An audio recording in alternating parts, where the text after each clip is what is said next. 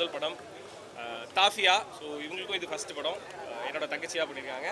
பாலாஜி தயாளன் ரொம்ப முக்கியமான கேரக்டர். படம் பார்த்தவங்களுக்கு இந்நேரம் தெரிஞ்சிருக்கும். ஸோ படம் எப்படி இருந்தது, உங்களுக்கு எவ்வளோ பிடிச்சது அப்படின்னு மக்கள்கிட்ட கொண்டு போய் சொல்லுங்கள். ஸோ வந்த எல்லாருக்குமே ரொம்ப ரொம்ப நன்றி. Thank you so much. தேங்க்யூ.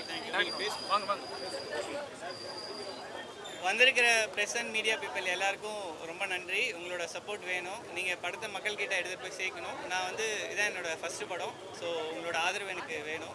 ரொம்ப நன்றி. எனக்கு கொஞ்சம் கொஞ்சம் தமிழ் தெரியும். So that's why I'll be speaking in English. But thank you so much to all the press, to all the media for coming here and for watching our film and for giving it love. I really hope you enjoyed it. Thank you. எல்லாருக்கும் வணக்கம். என் பேர் தாஃபியா and இது என்னோட முதல் படம். So அது ரொம்ப சந்தோஷமாக இருக்குது. எல்லோரும் படம் பிடிச்சிருக்குன்னு நினைக்கிறேன். மக்கள்கிட்ட கொண்டு போய் சேருங்க. தேங்க்யூ. பாலாஜி ப்ரோ. எல்லாருக்கும் வணக்கம். நான் பாலாஜி பேசுகிறேன். ரொம்ப ஹாப்பியாக இருந்தது நீங்களாம் படம் பார்த்துட்டு நல்லா இருக்குன்னு சொன்னது. ஸோ இந்த மக்கள்கிட்ட கொண்டு போய் சேருங்க. ஆகஸ்ட் 21 நாளைக்கு நம்ம படம் ரிலீஸ் ஆகுது. ஆமாம் இன்னும் 2 நாளில் ரிலீஸ் ஆகுது நம்ம படம் ஆகஸ்ட் 21. ஸோ மக்கள்கிட்ட எடுத்து போய் சேருங்க. எல்லாருக்கும் ரொம்ப நன்றி. தேங்க்யூ.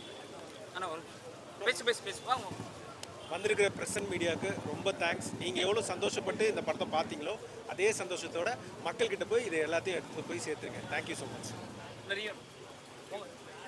ஸ்டோரியை செலக்ட் பண்ண காரணம் என்ன? ஏன்னா வந்து வித்தியாசமான ஸ்டோரி.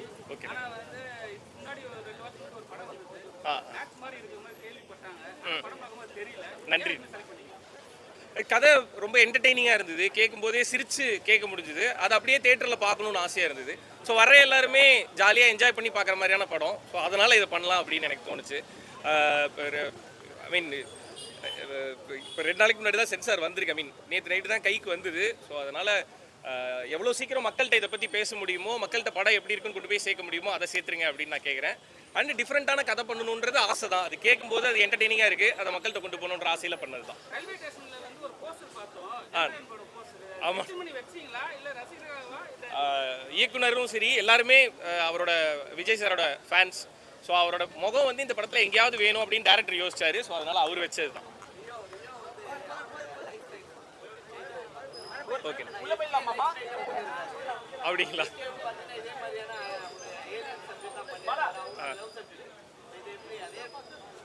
இல்லை அப்படி நினச்சி பண்ணலை. இது கதை என்டர்டெய்னிங்காக இருந்துச்சு, ஜாலியாக இருந்துச்சு, அப்படி பண்ணலான்னு பண்ணது தான். ஸோ இது நமக்கு இதே மாதிரி என்டர்டெய்னிங்கான படங்கள் கொடுக்கணுன்ற எண்ணத்தில் பண்ணது.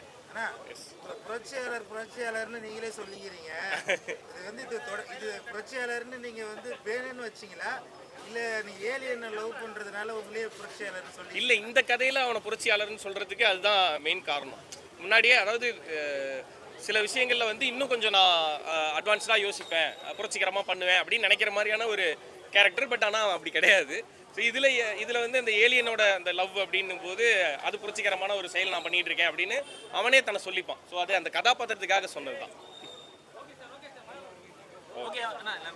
நன்றி. எல்லாரும் தேட்டரில் வந்து இந்த படத்தை பார்த்து என்ஜாய் பண்ணுங்க. ஸோ ஒரு ப்ராப்பர் ஃபேமிலி என்டர்டெய்னர். எல்லாரும் ஒன்றா உட்காந்து சிரித்து சந்தோஷமாக இந்த படத்தை பாருங்கன்னு சொல்லிட்டு மக்கள்கிட்ட கேட்டுக்கிறேன். நான் ஒன்ஸ் அகெயின் வந்த பத்திரிகை மீடியா நண்பர்கள் எல்லாருக்குமே ரொம்ப ரொம்ப நன்றி. Thank you so much. வெளியில் வந்து படம் எப்படி இருக்குன்னு இவ்வளோ சந்தோஷமாக சொன்னதுக்கு ரொம்ப நன்றி. அதை அப்படியே போய் மக்கள்கிட்டையும் சொல்லுங்கன்னு கேட்டுக்கிறேன். தேங்க்யூ. எழுதிட்டு இருக்காரு. Okay, thank you. நன்றி.